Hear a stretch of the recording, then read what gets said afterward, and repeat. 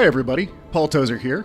I'm the designer of Aven Colony, and I wanted to take you through some of the new features in Content Drop 2. Content Drop 2 is a free content update for Aven Colony, now available on PC and coming to console very soon.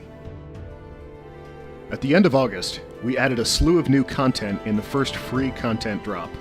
We added 8 new decoration buildings, a brand new sandbox map, a decontamination unit, and a massive space elevator. We also added a whole new transportation system based on hover cars.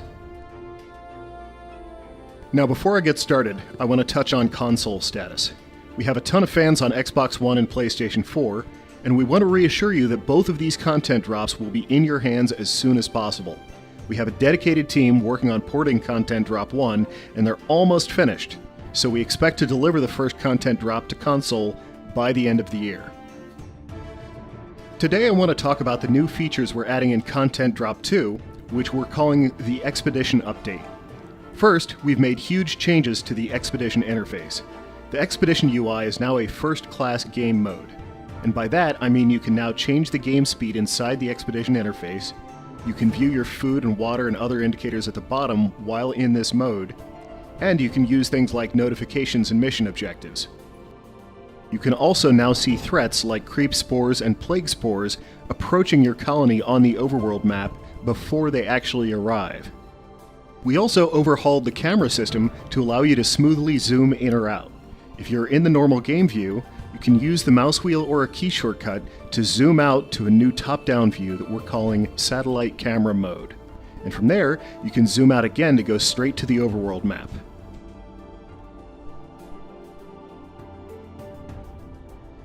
You can also zoom right into the surveillance camera. Just zoom in the mouse wheel from the normal camera, and it will go right into the nearest surveillance camera.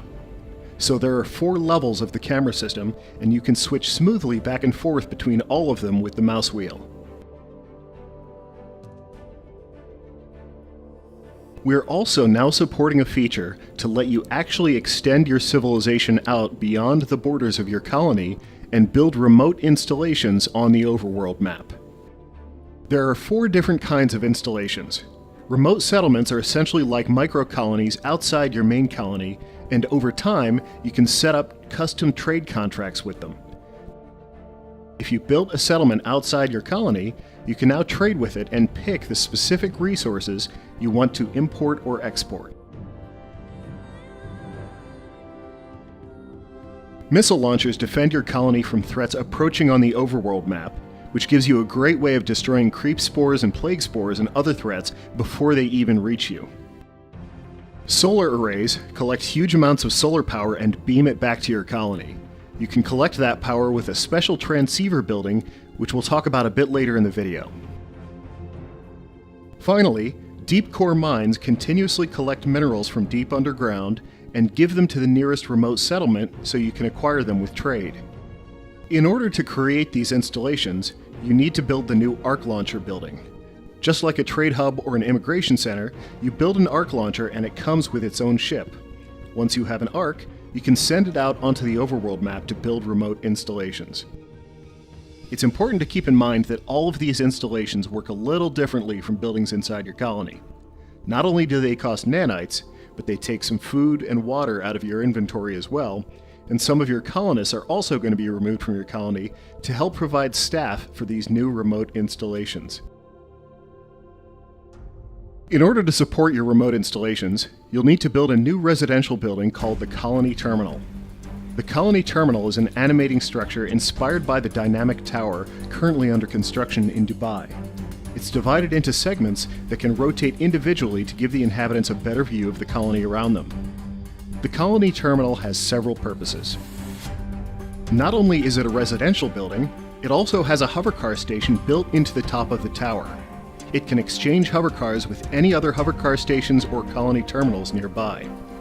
Each remote settlement you build outside your colony needs to be supported by one colony terminal inside your colony. Once this happens, you'll occasionally see hovercars arriving from outside the map or flying over the hills toward the remote settlements you've built as the colonists travel back and forth. Next is the transceiver.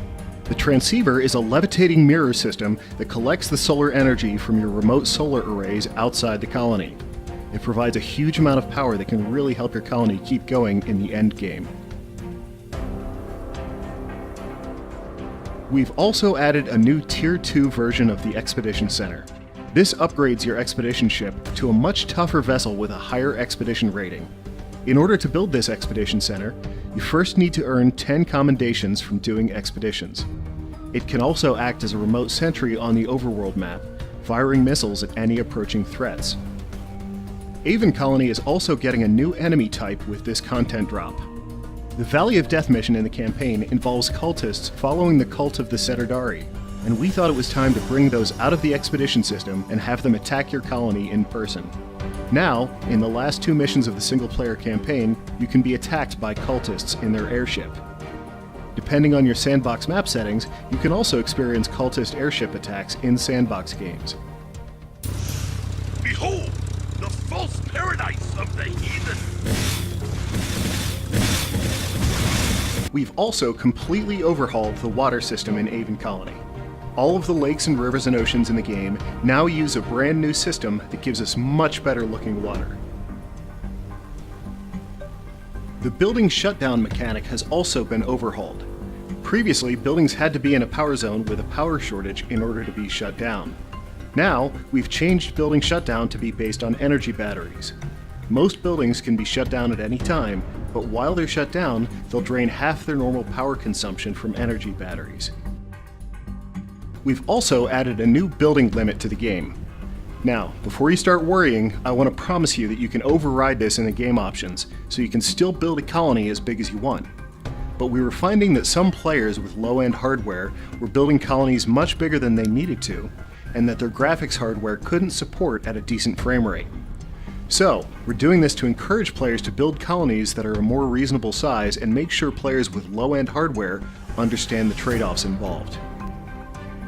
We've also got a ton of additional performance optimizations and gameplay polish changes in this update. Please check out the update notes on Steam for all the details. That's all for now, and thank you for being part of the Aven Colony community. We hope you enjoy all the new content, and we're very excited for all that's yet to come. We hope you are too.